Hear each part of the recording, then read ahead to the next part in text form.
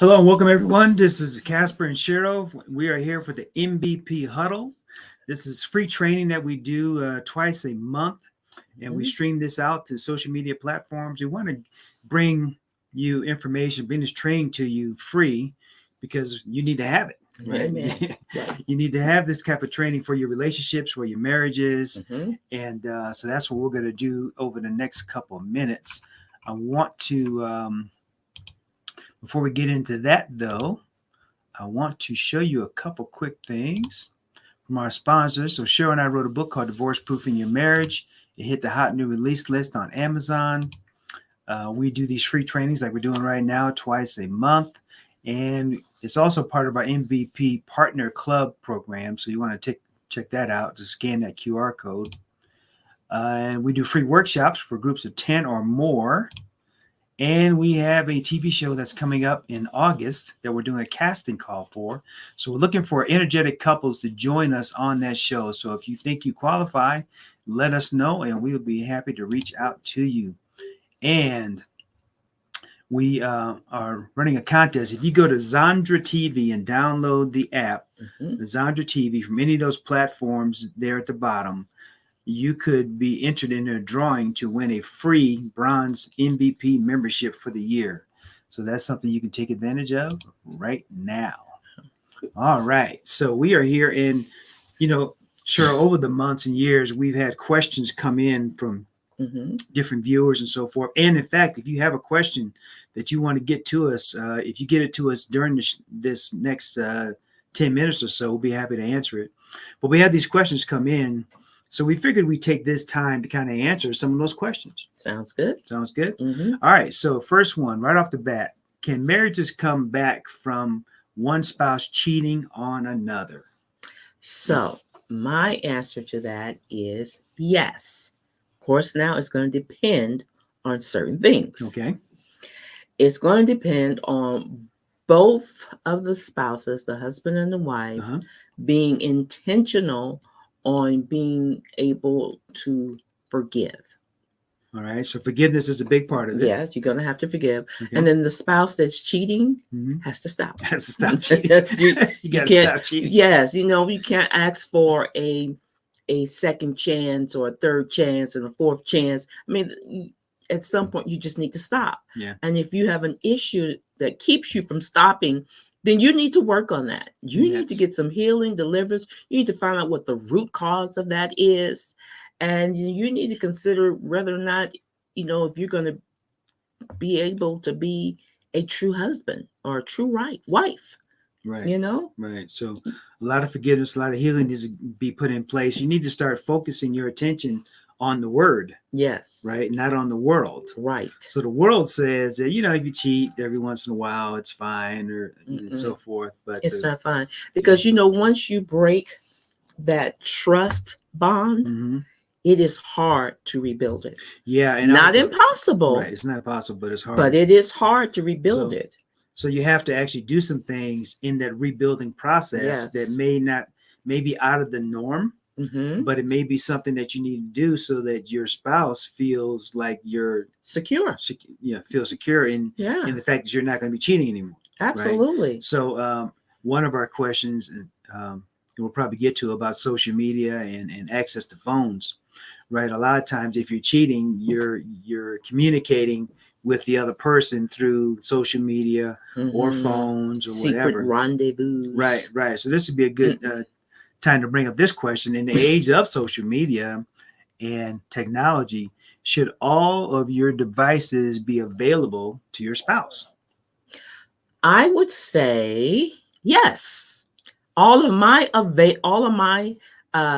devices are available to my spouse, to my husband.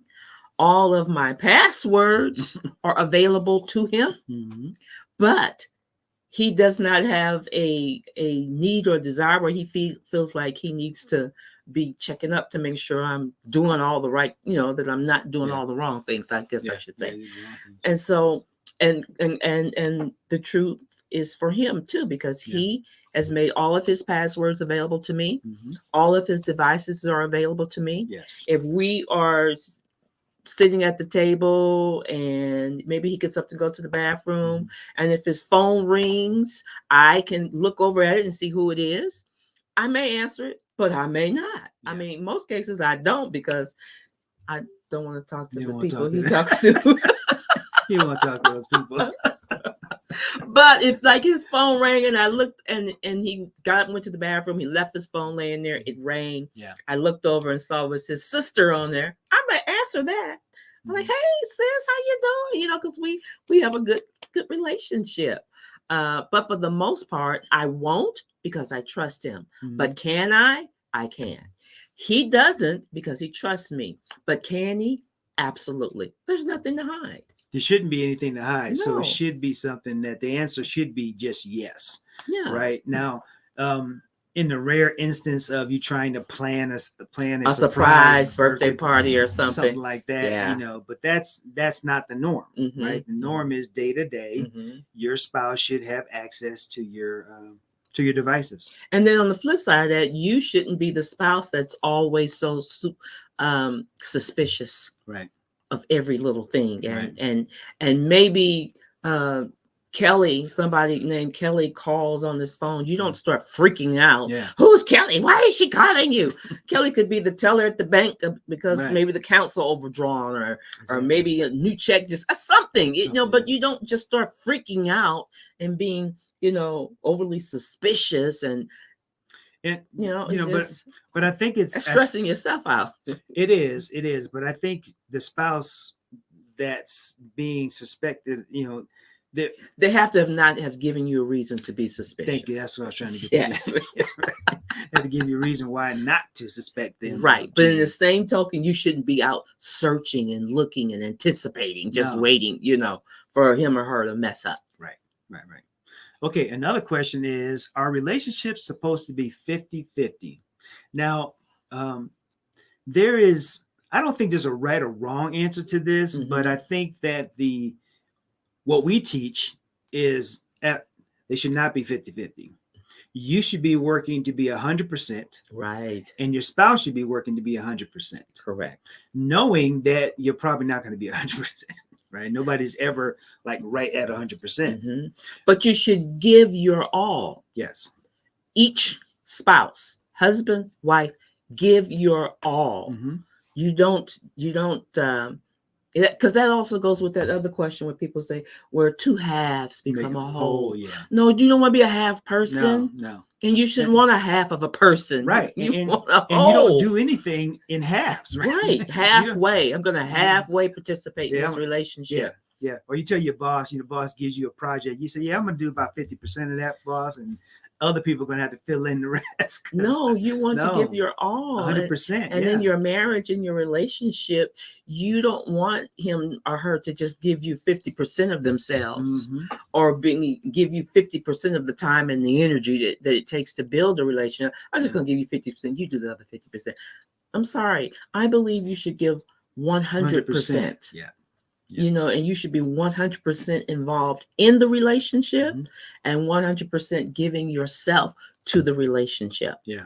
Because, 50%, I mean, and for those of you who are believers, God doesn't bless us 50%. No. I mean, he gave his all. He gave more than he gave his son. He let him die. Yeah. He let us just really abuse him till he was unidentifiable. Yeah. So no, I that's just us. Maybe 50% works for you. Yeah. But 50% doesn't work for me, sweetheart. I want 100%. Do you understand? 100%. Yes, ma'am. Yes, ma'am. And that's what our MVP program is about you working on you. Right. Because at the end of the day, you cannot control anybody, including your spouse. Right. So you work on you, they work on them, and together now you do have that awesome marriage or relationship. You're giving your all, hopefully 100% or close to it. They're giving their all. And now you have way more than 100%. Right. That's the better way to do it. Yeah, I think that's optimal. Yeah. Somebody said they're interested. I'm not sure what they're interested in, but hopefully interested in getting more information and more training and stuff. So we won't have time to get to all of the questions, but we definitely will get to some more of these questions. Let's see. At the top of the hour, when we go into our MVP Club training, for those members who are a part of that, we will delve into some of these questions a little bit more. And we'll get to even more of the questions. So there's several of them. Another one is marriage supposed to be a partnership or a dictatorship? Oh my gosh. Nobody wants to be dictated to. I mean, wow, that's a big turnoff for me. I mean, even with my little daughter, our daughter, when she tries to be dictatorship boss, it's just like, hold up, back time out, pack that bus up. We're not doing that. No, I don't think you should want to be in a relationship where you're under a dictator, nor should you want to be a dictator. Okay, but now a partnership, according to the word, is a marriage a partnership, according to the Bible? It is, yes. You're a team, you're partners, you're together. The scripture says the two become one, and you don't operate under a contract, though. Okay. You operate under a covenant, because see, a contract says, all right, here is A, B, C, D, E, F, and G. If you don't do B, I'm out. Yeah. I'm free to get out of this. You have violated the contract. Yes. That's not what marriage is all about. Marriage goes a lot deeper and broader and wider than that. And if you're believers, kingdom believers, you are here to build something. And you can't build something every time something don't go quite right. I mean, those who actually do build homes or furniture or buildings or skyscrapers. They keep pushing forward. They find a new solution and make it right. So that was another one of the questions. Yeah, that was. So I just wrapped all that up in one. So marriage is a covenant. God deals in covenants, not contracts. Covenants say, it's kind of like a stamp. You stick and stay on the letter till you get to your destination. Yeah. Yes, there would be bumpiness, ups and downs, and even if you love Jesus, there are still challenges. Yeah, and the world definitely looks at marriages as a contract, and you go down to the courthouse and you get your little document saying that you're married, but it is not. That is not how marriage is supposed to be. Right, and just a word up. Even if you don't go down to the courthouse and get married, you're in a relationship. A contract still doesn't work. That is not a way. If you love someone, that is just not a way to be together. Yeah. All right. Well, that's it for our free MVP Huddle training. We're going to, at the top of the hour, we're going to launch into our MVP Club Partner Club call, which is going to go into all these questions a little bit further, and then we'll take some questions from our partners as well. Now, if you want to be a part of the MVP Club, you can. We're actually running a special now. Yes, we're running a special. So downloads onto TV, and maybe you can win a bronze MVP membership. But we will see the rest of you at the top of the hour. Bye-bye.